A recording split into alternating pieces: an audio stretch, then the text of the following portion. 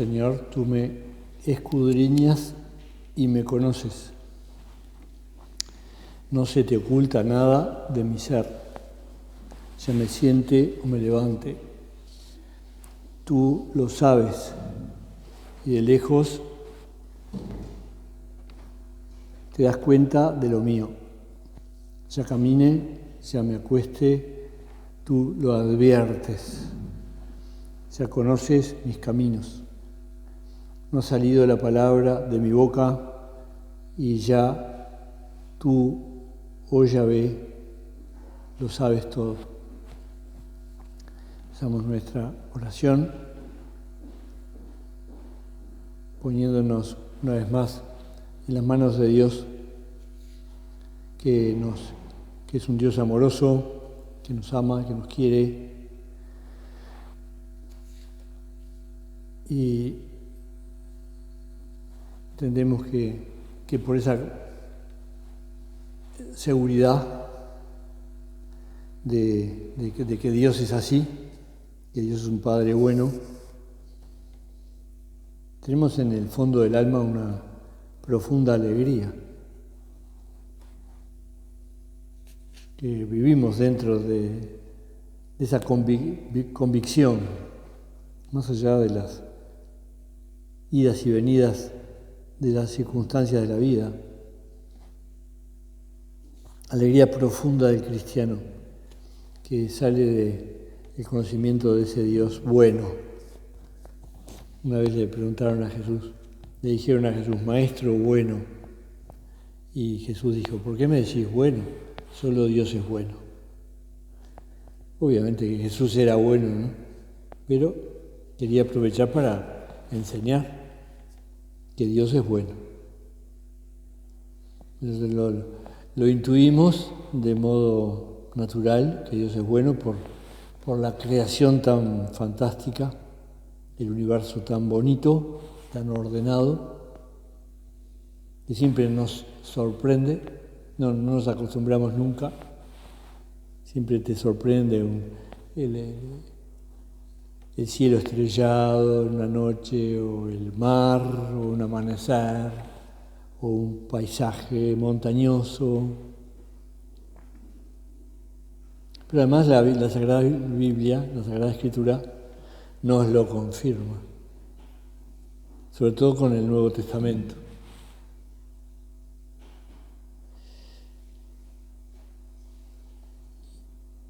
Después hay esa parábola del hijo pródigo, ¿no? Que siempre es la parábola que nos muestra más cómo es Dios. Ese padre que espera a su hijo que se portó mal y podría haberlo recibido con una cara mala, enojada, que quizás era lo que esperaba el chico, que se había malgastado toda la herencia y ahora volvía harapiento, sucio, flaco, desconocido, pero para el amor no hay, el amor descubre, el amor es más rápido y el padre lo descubre, lo reconoce y contrariamente a lo que esperaba el chico, se encuentra con su papá emocionado, feliz, que corre hacia él, lo abraza.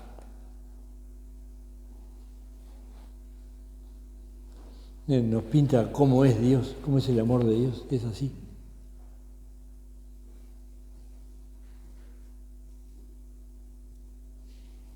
No sé qué idea tendríamos de Dios si no se hubiese revelado el amor de Dios. No sé qué pensaríamos de Dios. Intuiríamos que es un Dios bueno por las bondades del mundo, de la creación, por los alimentos y por todo. Pero andás a ver qué pensábamos, ¿no? Capaz que como hay mal en el mundo, como hay guerras y odios y todo, pensaríamos que hay un Dios bueno y un Dios malo. Como pensaban los maniqueos, por ejemplo, Bueno, una época de San Agustín fue maniqueo. En la época de San Agustín era una religión dualista. Había un Dios bueno y un Dios malo.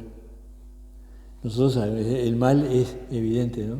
El mal está patente en la historia de los hombres. Pero no creemos que haya un Dios malo. Sabemos que entró por otro lado el mal. Y además es circunstancial, ¿no? Es temporal, se acaba. No estaba en el comienzo y no está en el final, el mal. No estaba en el comienzo era todo bueno, no estaba solo Dios. Y no estará en el final porque al final en el cielo todo es bueno, porque en el cielo no cabe pecado, no cabe el pecado. Por eso está el purgatorio, ¿no? Porque hay que pasar por ahí para dejar toda la resaca. Dejar toda la resaca del purgatorio, entonces pasamos al cielo.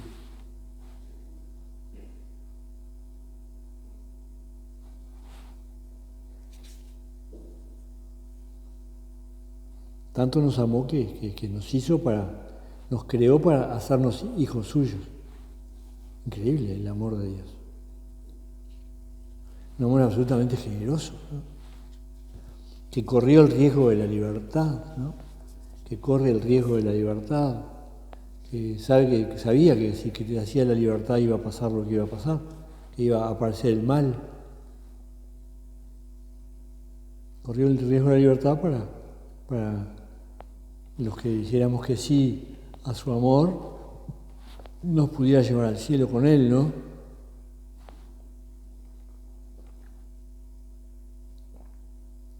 Llegada la plenitud de los tiempos, dice San Pablo, en un texto muy repetido, muy usado, muy referido.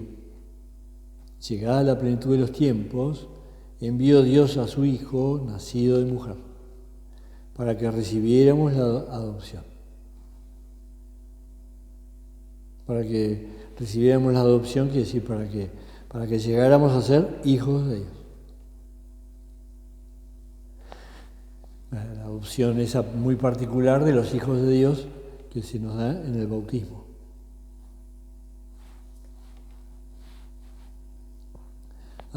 La gran parte de las veces que se dice que vino Jesús a la tierra, se dice que es para perdonarnos los pecados. Que es verdad. Murió en la cruz y pagó por nuestros pecados, ¿no? Eso es lo más usado, digamos así. Pero sin embargo no es lo más profundo.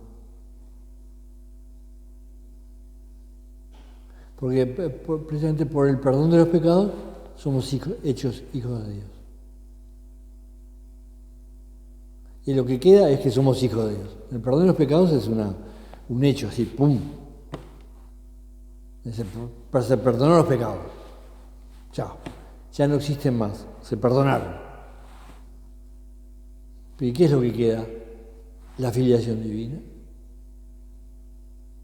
Este texto, si se quiere, de San Pablo a los Gálatas, es hasta con más fuerte y más profundo, más importante que cuando San Pablo también dice que Jesús vino para perdonar los pecados.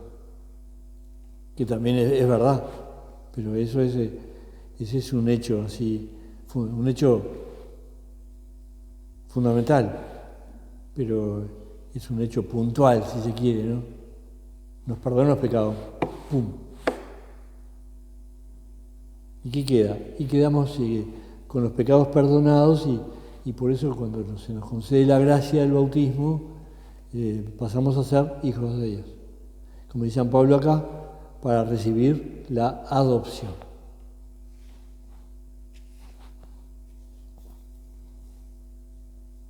Dice San Agustín en un sermón, Cristo, siendo el Hijo único, no quiso estar solo, sino que nosotros fuéramos herederos del Padre y coherederos suyos. Que Qué lindo eso. La filiación divina es por amor, ¿no? ¿Por qué existimos, no? Es como la razón de la existencia, ¿eh? Qué lejos está esto de decir, no, el hombre, ¿de dónde salió el hombre? Y bueno, de la evolución, ¿no? La evolución natural, ¿no? Cosa que no cierra del todo, ¿no? Porque hay algo espiritual en el hombre que hay un salto muy grande entre un animal y el hombre. Por más que hay algunos animales muy parecidos.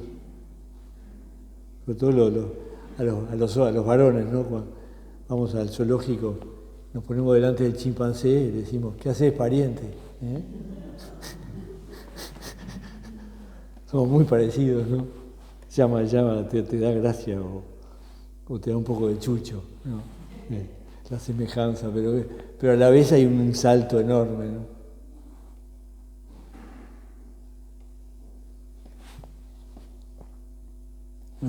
La razón de nuestra existencia no es la fuerza evolutiva, por más que exista, ¿no? Dios la hizo, la fuerza evolutiva, está en la naturaleza. Pero la razón de nuestra existencia es que esto, ¿no? Que Cristo, como dice San Agustín, siendo hijo único, no quiso estar solo.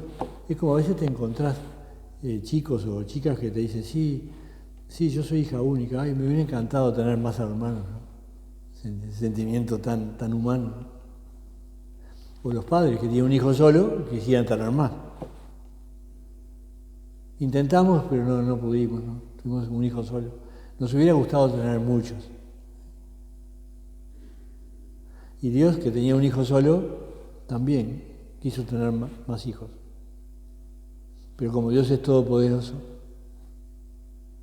lo pudo hacer.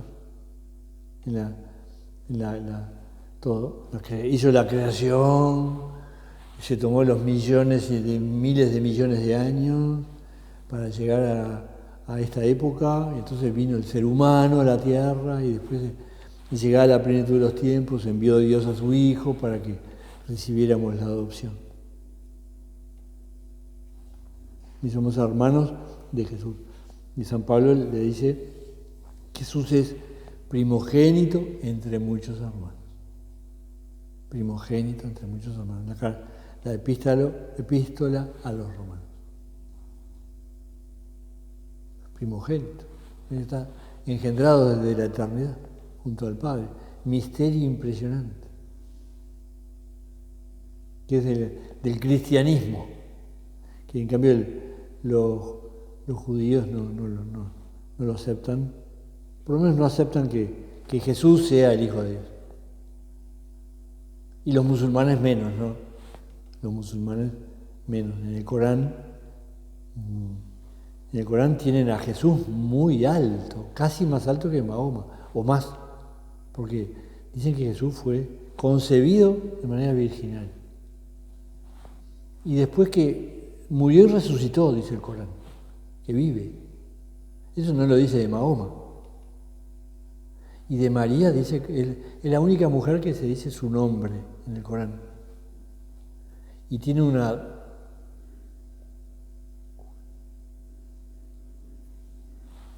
cura, me parece que, pero no es cura. Los capítulos. A ver si me fue la palabra. Sura. Me parece que es Sura. Le llama así a los capítulos del Corán. El 19 habla de María. Todo entero. Dice cosas preciosas de María. Y dice que ella es virgen, ¿eh? Y que concibió virginalmente a Jesús en el Corán. Pero ellos no aceptan que Jesús es el Hijo de Dios. Por ello el Dios de ellos es absolutamente trascendente. No se puede casi ni pensar. No se puede hacer teología. No se puede pensar una fe pensada. No cabe. Es un Dios absolutamente trascendente y único, y eso de que tenga un hijo, no. Eso al contrario, tiene palabras duras contra eso, porque los condenan a aquellos que admiten que Dios tiene un hijo en el Corán.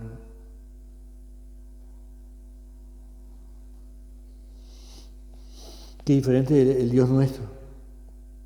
Además que nos demuestra la encarnación del Hijo de Dios, que es un Dios relacional, que es un Dios que no puede estar solo, que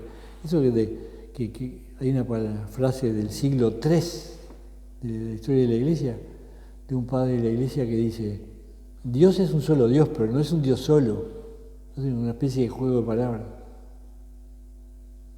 Es un solo Dios, pero no es un Dios solo.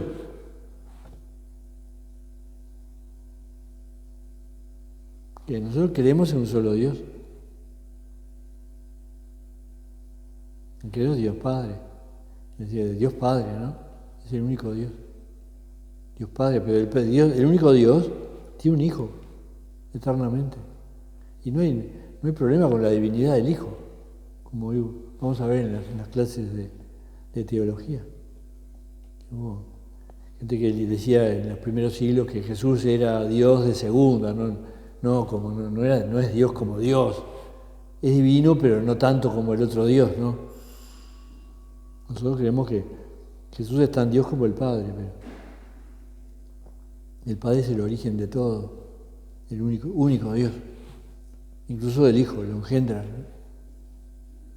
Pero hay que trazar una raya así, de acá para arriba es Dios, de acá para abajo es creado, es criatura.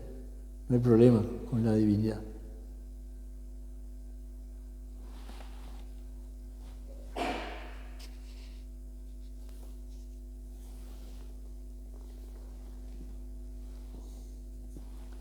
Por eso es que queremos tratar de cumplir en todo la voluntad de Dios, no porque no quiero cometer pecado, porque capaz que me voy al infierno, no va por ahí.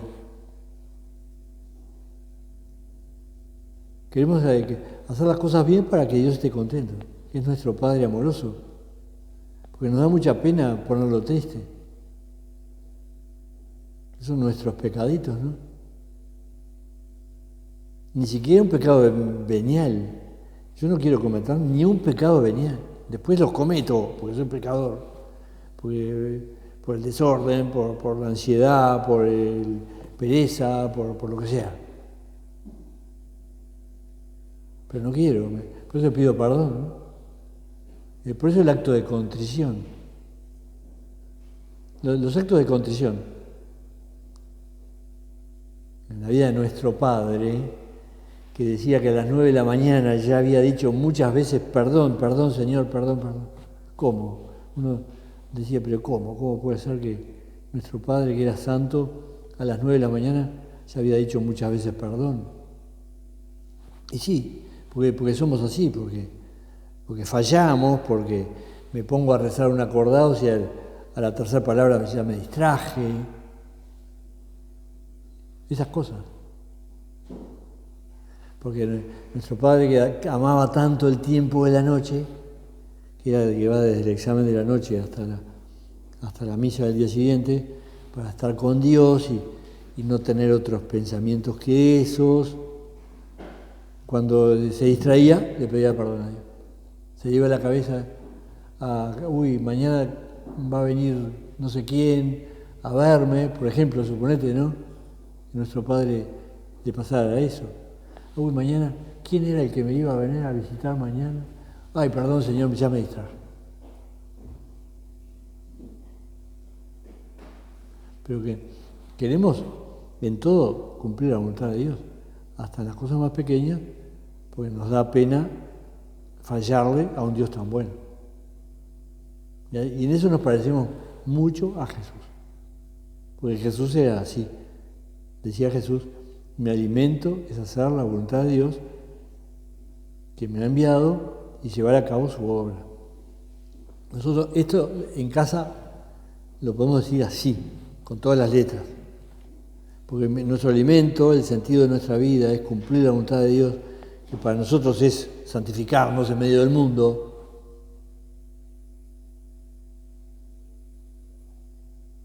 Ser Opus Dei, como decía nuestro Padre, ¿no? Y hacer el Opus Dei, esas dos cosas, ¿no?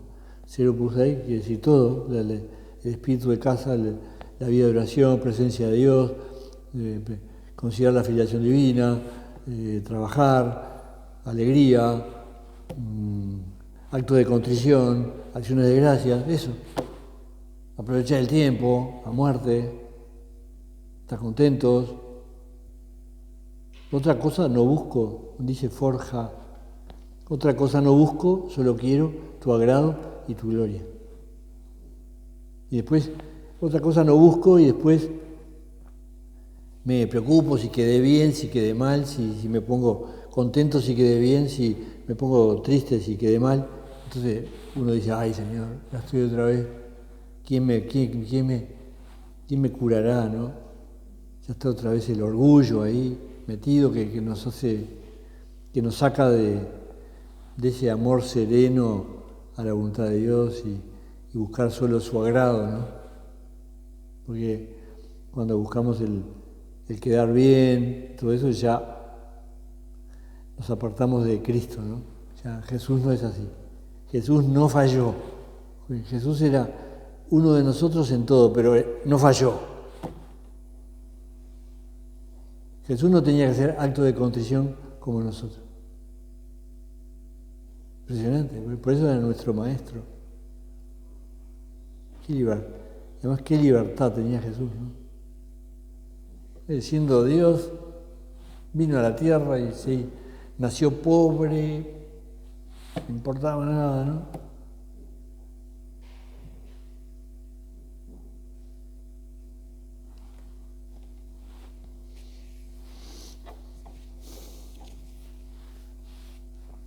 Y el Padre nos ha escrito esta cartita, bueno, tiene 60, ¿verdad?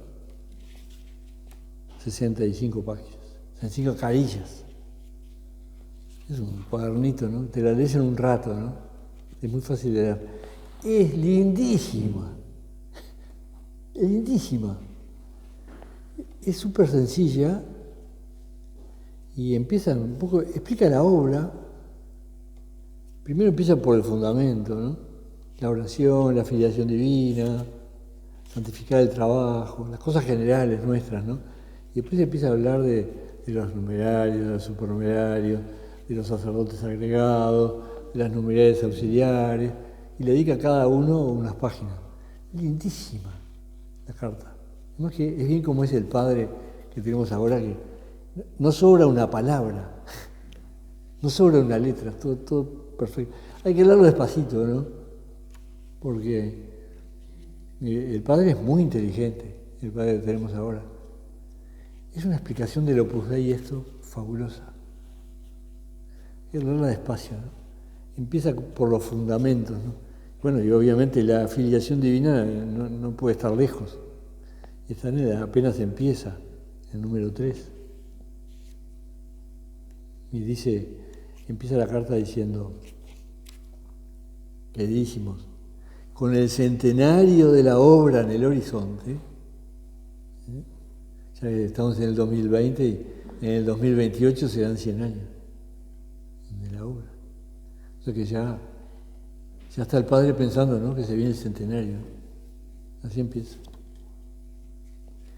Después dice ahí, por ahí nomás de comenzar, que todos en la obra tenemos lo mismo. Esa visión positiva de las realidades terrenas, que amamos el mundo para santificarlo, que tenemos el mismo espíritu en casa. Y después dice, si la santificación del trabajo es el quicio de nuestra santidad, el sentido de filiación divina es el fundamento.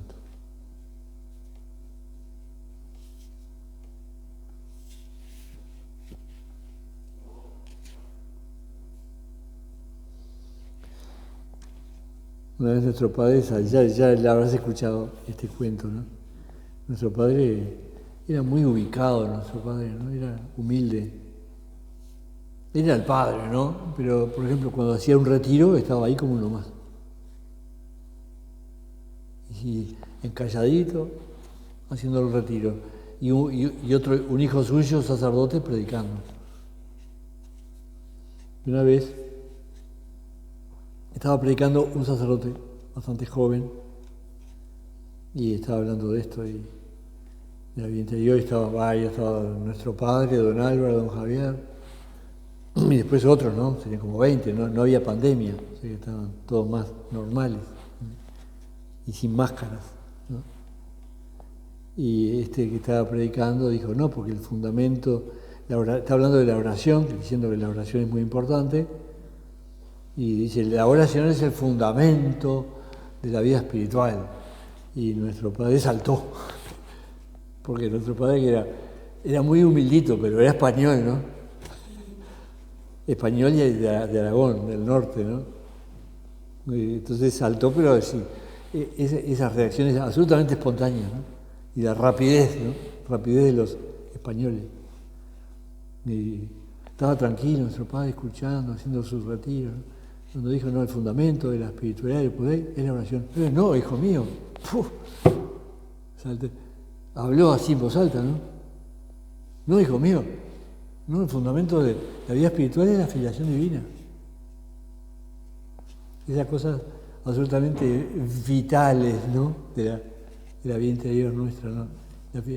Esas verdades que son vitales, son de la vida, ¿no? Por eso nuestro padre saltó así, ¿no? ¿Ves? Como si lo hubieran pegado, ¿no? A nuestro padre, ¿no? Y aquel hermano nuestro se habrá quedado así. Por supuesto, habrá dicho, uy, perdón, padre, dije algo mal, ¿no? Perdón, padre, estoy aprendiendo, ¿no? Con usted cerca aprendemos, ¿no? Digo, no se habrá olvidado nunca más, ¿no? Lo habrá predicado toda la vida, ¿no? Ese cuento que en definitiva termina siendo un afortunado, ¿no? Por eso que le pasó. Y después, hay una cosa muy linda acá, que justo yo tengo una ficha y siempre predico de ella, pero el padre dice lo mismo acá, que dice, este párrafo es precioso, dice, al ser fundamento de la filiación divina, da forma a nuestra vida entera. Nos lleva a rezar con la confianza de los hijos de Dios, a movernos por la vida con la soltura de los hijos de Dios, a razonar y decidir con la libertad de los hijos de Dios, a enfrentar el dolor y el sufrimiento con la serenidad de los hijos de Dios, a apreciar las cosas bellas como lo hace un hijo de Dios. Es cierto, ¿sí? Todo. Por eso se dice que la filiación divina es como el hilo que une las perlas de un collar. Están todos. La filiación divina está. Ya estamos durmiendo, es el sueño de los hijos de Dios. Estás trabajando, es el trabajo de los hijos de Dios. Estás rezando, no es cualquier oración, es la oración de los hijos de Dios. Hasta nuestros pecados. ¿Sí? Porque si yo cometo un pecado, es el pecado de un hijo de Dios. No es cualquier pecado. Tiene dos caras. Una, que Dios me va a esperar siempre así, con los brazos abiertos. La parábola del hijo pródigo. Otra, es más doloroso el pecado de un hijo. Porque si a un padre viene uno de afuera y lo trata mal, dirá, ese de la calle me trató mal. Pero si un hijo trata mal al padre, es mucho más doloroso. Bueno, se acabó la hora. Toda esa filiación, Dios es tan bueno que nos hizo hijos de María, ¿no? Y cuando hablamos de filiación divina, no podemos dejar de omitir que parte de la filiación divina es tener una madre, ¿no? Aunque sea una criatura, ¿no? María no es Dios, ¿no? Pero somos tan hijos de Dios como hijos de María, igual que Jesús. El ser hijos de Dios nos trajo consigo el ser hijos de María. Porque así, por eso somos hijos como Jesús. ¿Y quién es la madre de Jesús? María. Ok, también nuestra madre.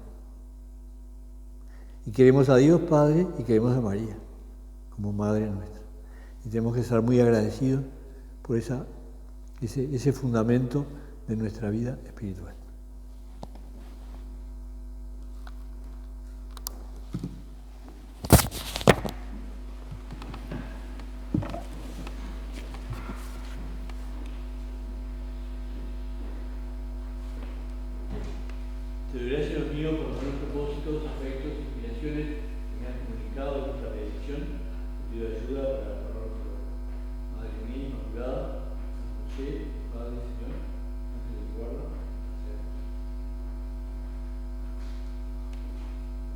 voy a empezar la misa desde el centro del altar. Por favor, pónganme el misal solo, y no este atril que es demasiado grande, el atril la trae muy grande. Y la sede pónganla un poquito más acá, la sede, la silla, sáquenme del rincón.